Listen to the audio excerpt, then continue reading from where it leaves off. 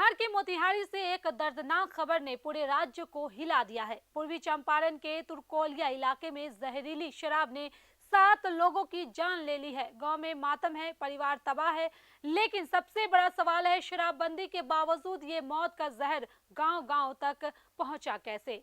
आदाब, नमस्कार, आप देख रहे हैं मंथन टुडे। मैं हूं आपके साथ उज़मा। मोतिहारी के हरी सिद्धि विधानसभा क्षेत्र से तुरकोलिया में ये त्रासदी सामने आई है, जहां जहरीली शराब पीने से 7 लोगों की मौत हो गई है। जांच में जो खुलासा हुआ वो और भी डराने वाला है। एसआईटी की जांच में सामने आया है कि इस पूरे खेल की शुरुआत पिपरा कोटी से हुई। यहाँ के 2 बड़े स्प्रिट तस्कर कन्हैया और राजा मेथनॉल जैसे जहरीले केमिकल वाले स्प्रिट की बड़ी खेप मंगवाते हैं। इसके बाद ये मौत का सामान कई हाथों से गुजरता है। पहले खलीफा और सुनील शाह, फिर मुख्य तस्कर नागा राय और जम्मू बैठा नागा राय परसोना इलाके में नेटवर्क संभालता है, जबकि जम्मू बैठा बाल गंगा क्षेत्र में घर घर तक इस जहर को पहुंचाता है। लेकिन इस पूरे खेल का सबसे चौंकाने वाला हिस्सा प्रशासन के अंदर से मिली मदद। परसोना का चौकीदार भरत राय, जो इस नेटवर्क का सुरक्षा कवच बना हुआ था, आरोप है कि उसकी शाह पर ही यह जहरीली शराब खुलेआम बिक रही थी। पुलिस ने कार्रवाई करते हुए करीब 700 लीटर स्प्रिट बरामद की है, जिसमें मेथनॉल की पुष्टि हुई है। अगर ये खेप पूरी तरह से बाजार में पहुंच जाती है तो मौत का आंकड़ा और भी भयावह हो सकता है। यानी साफ है कि ये कोई छोटा मोटा मामला नहीं, बल्कि एक पूरा संगठित नेटवर्क है, जहां तस्कर, बिचौलिया और सिस्टम के अंदर बैठे लोग सब मिलकर मौत का कारोबार चला रहे थे। मोतिहारी एसपी ने बड़ी कार्रवाई करते हुए तुरकोलिया थाना अध्यक्ष और चौकीदार को सस्पेंड कर दिया है। अब तक 8 मुख्य आरोपी गिरफ्तार हो चुके हैं और 39 संदिग्ध हिरासत में हैं। लेकिन सवाल वही, क्या सिर्फ कार्रवाई से ये जहर रुक जाएगा? कल कमा कर आया, जाकर सो गया, वही वजह से बेचैनी हुआ, उल्टी हुआ, वही वजह से थी।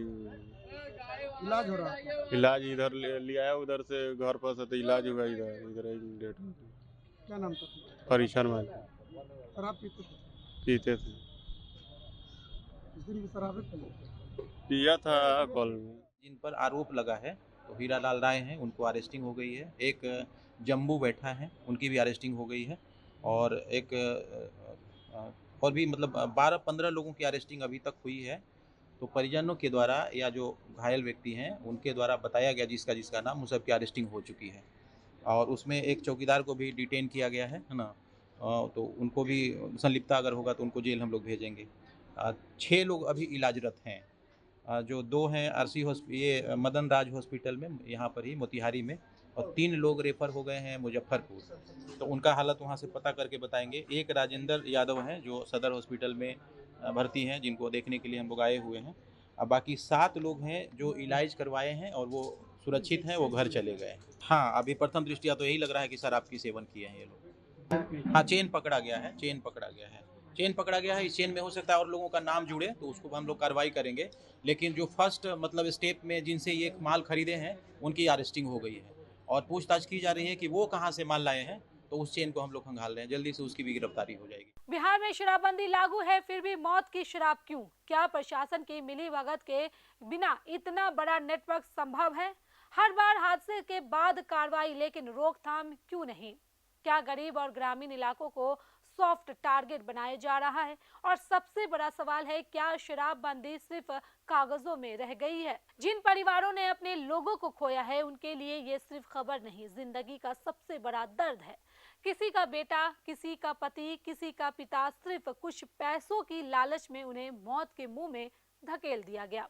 मोतिहारी की यह घटना सिर्फ एक जिला नहीं, पूरे सिस्टम पर सवाल खड़ा करती है।